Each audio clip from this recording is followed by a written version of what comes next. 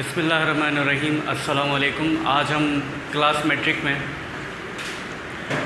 Maths के exercise करेंगे 2.8। Exercise number 2.8 start करेंगे। 2.8 में वैसे तो बहुत से क्वेश्चंस हैं, लेकिन हम आज उन क्वेश्चंस को पढ़ेंगे जिनके करने से हमें पूरी एक्सरसाइज के ऊपर कमांड हो जाएगी और किस तरह से हम उन एक्सरसाइज की प्रैक्टिस खुद से भी कर सकते हैं। तो मैं जो भी सवाल समझाना चाह रहा हूँ उसको गौर से सुनिए और कोशिश कीजिए कॉपी और पेन अपने साथ रखिए और उसको लिख लीजिए।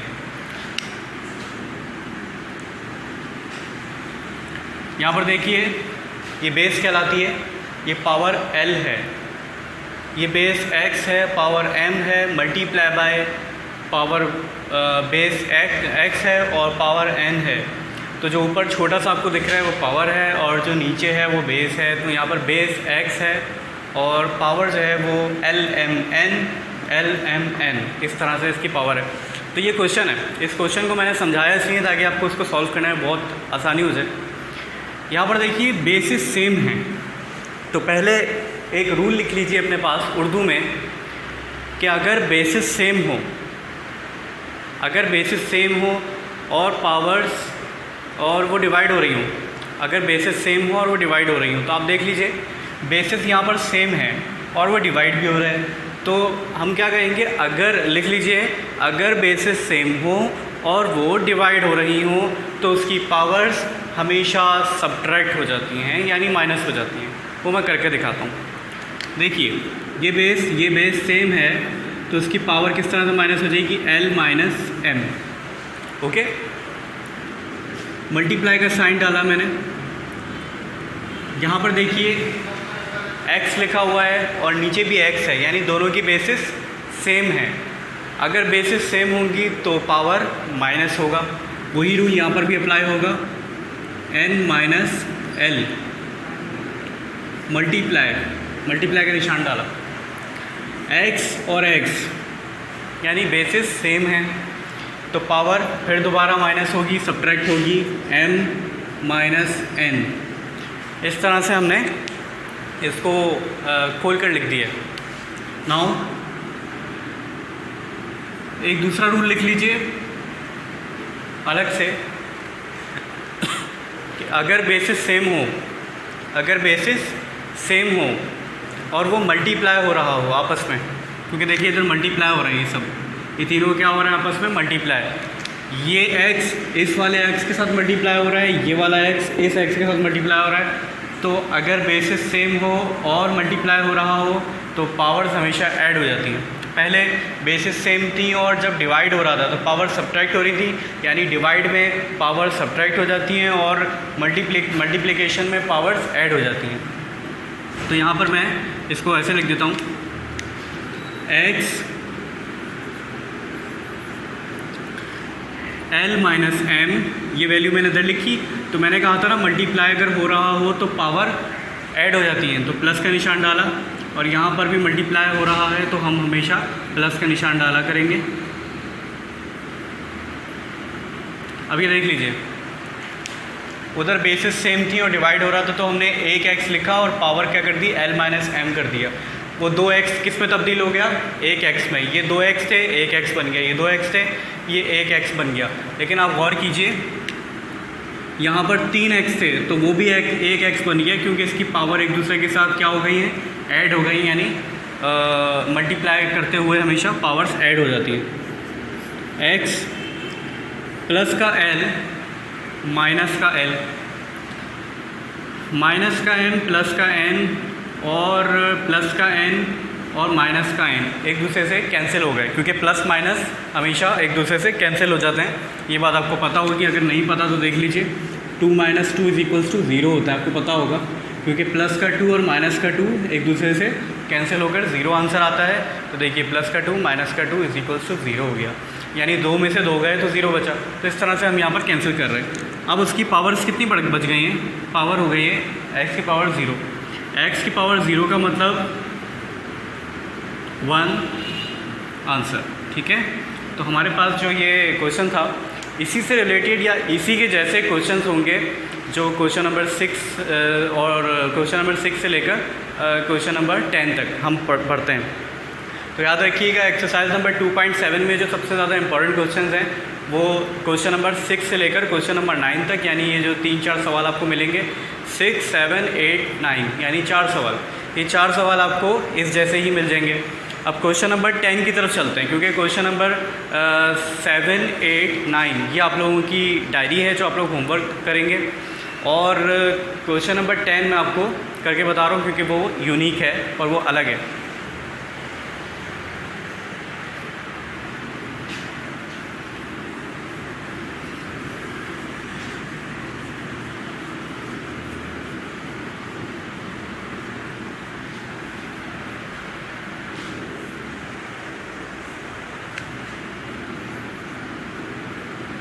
तो 2.7 में एक्सरसाइज नंबर 2.7 में क्वेश्चन नंबर 10 आप देख लीजिए। 125 इसकी power square multiply by 8 divided by 64 square 1/3। इसको सॉल्व किस तरह से करना है वो देख लेते हैं।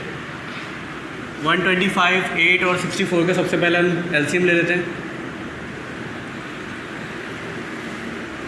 आप रफ वर्क तैयार करेंगे।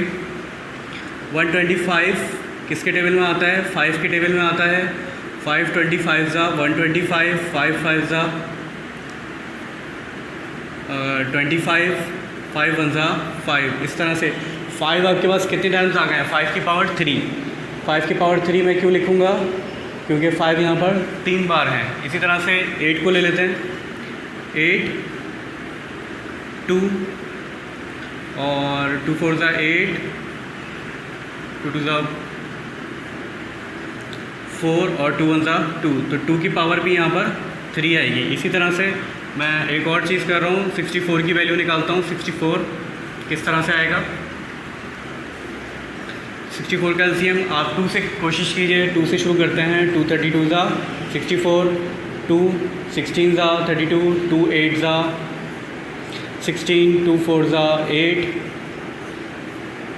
और 2 2 ज़ा 4 और 2 1 ज़ा 2।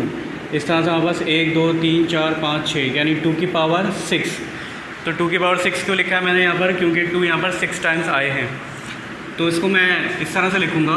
125 की जगह मैं लिखूँगा 5 की पावर 3 और इसके ऊपर क्योंकि ब्रैकेट था 125 की जगह क्या लिखा है मैंने? 5 की पावर 3, क्योंकि 125 का एलसीएम कितना आया था? 5 की पावर 3 मैंने उस जगह लिख दिया है। और 125 के ऊपर ब्रैकेट के ऊपर स्क्वायर था तो वो भी मुझे लिखना पड़ेगा।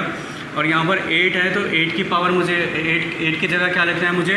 2 की पावर 3। 2 की पावर 3 लिखा है डिवाइडेड बाय 64 की जगह मुझे लिखना है 2 की पावर 6 और इसकी पावर क्या बनानी है? 2। इस तरह से ये हो गया और उसका टोटल ब्रैकेट के ऊपर जो लगा है 1/3 वैल्यू। इसको आगे करते हैं। 5 की पावर 3 है, 3 2 ज़ा 6 यानी 5 की पावर 6 मल्टीप्लाई बाय 2 की पावर 3 रहेगा डिवाइडेड बाय 2 की पावर 6 2 ज़ा 12 हो गया। तो इस तरह से मेरे पास आ गया। अच्छा अब ये 1/3 है। ये 1/3 क्योंकि पूरे ब्रैकेट पर गिर रहा है तो ये तमाम से मल्टीप्लाई होगा।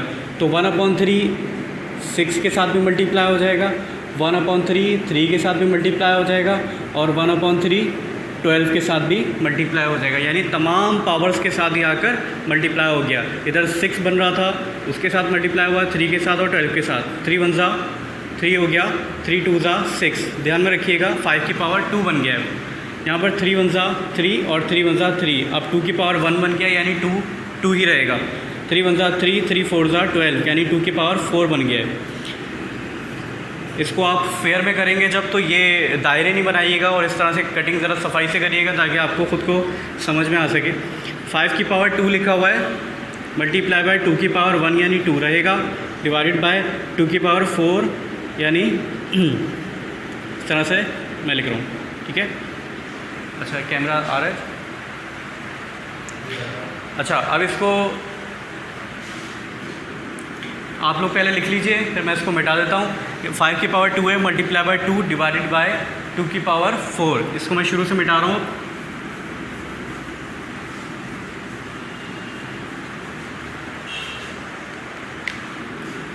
फाइव की पावर 2 मल्टीप्लाई बाय 2 की पावर 1 डिवाइडेड बाय 2 की पावर 4।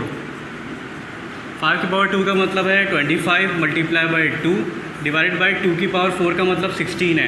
इसको गलती से भी 2 4 ज़ा 8 मत कर दीजिएगा, यानी 2 को 4 टाइम्स मल्टीप्लाई करना है। 2 2 ज़ा 4, 4 2 ज़ा 8, 8 2 ज़ा 16, 25 2 ज़ा 50 डिवाइडेड बाय 16। क्या ये फर्दर कट सकता है? बिल्कुल कट सकता है। 2 के टेबल से 2 के टेबल में 16 भी आता है 8 में, और 2 के टेबल 50 भी आता है 25 में। तो हमारे पास आंसर क्या आ गया? 25/8। इस तरह से इसको आपको सॉल्व करना है। ये रफ वर्क और ये तमाम जो काम है आप उसको लिखते जाइएगा, ताकि अगर वीडियो के अंदर आपको पॉज करना पड़ जाए तो आप उसको पॉज कर करके अच्छी तरह देखिएगा। तो ये क्वेश्चन नंबर 6 जो मैंने आपको पहले वाला क्वेश्चन कराया था वो पिछले वाले सवालात की तरह था, और इस जैसा कोई और सवाल मौजूद नहीं है, तो लिहाजा आपको ये क्वेश्चन नंबर 6 से लेकर 10 तक कंप्लीट करना है। Thank you. अस्सलाम वालेकुम।